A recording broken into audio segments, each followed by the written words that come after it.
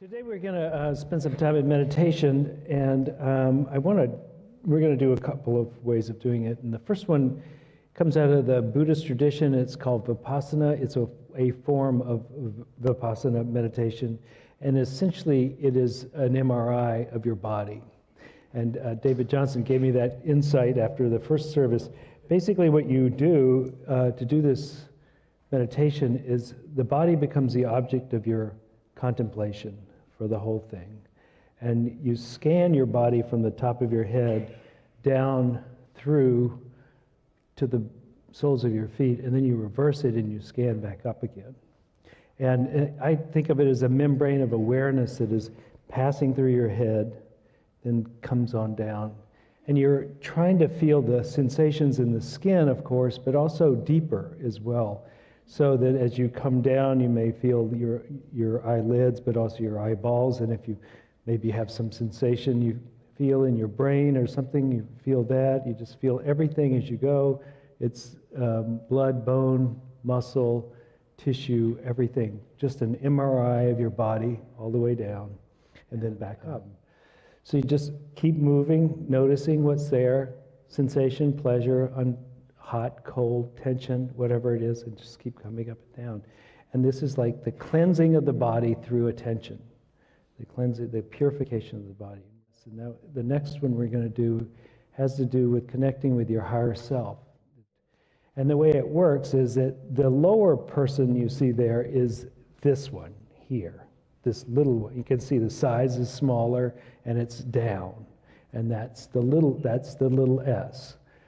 Now that little s is surrounded by white light, and the white light's purpose is to only let in what will serve and to keep all other things out. And inside this protective shell, there's the violet light, which is made up of pink and blue. The blue has the job of cleansing, taking out the impurities in your thoughts, in your mind, in your body, and the pink has the responsibility of bringing in unconditional love and acceptance. So it's a cleansing color. This violet is intended to invoke a healing, cleansing experience.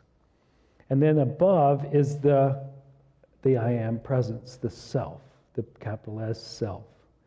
This is, if you were having a step-down transformer, you would have the divine, and then you have it's just too much for you to handle, perhaps, and so this comes down through the higher self and down. And as we open to the higher self, we begin to handle the divine energies much better.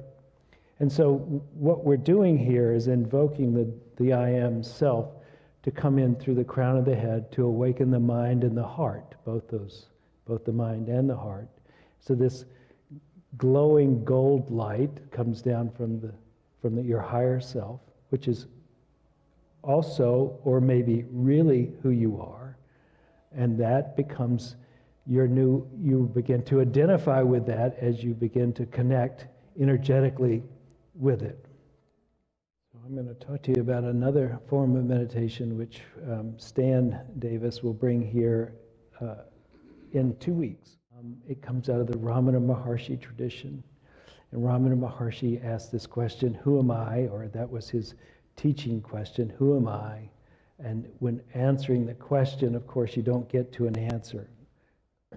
And when we stop only looking outward and seeing all the variations of light and color and begin to look to see who is actually seeing this. And they have a very simple question of asking, who's having this experience? Who's experiencing the outer world? And the answer, of course, is I am. Well, you're beginning to get a verbal confirmation that you're now looking, when you answer the question, you have at least looked to see that the I am is doing it, not, you've changed the direction of your looking from out to in. And in so doing, you begin to, as you focus on that, you begin to own it, that you are awareness itself and not just what you see. Another way of saying it is you begin to look at God instead of creation. You begin to look at the source and not the outcome.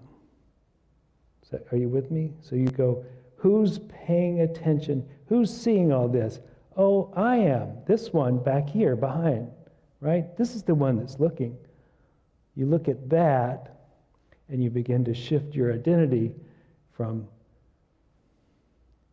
victim, named being, history, to the ever-present self.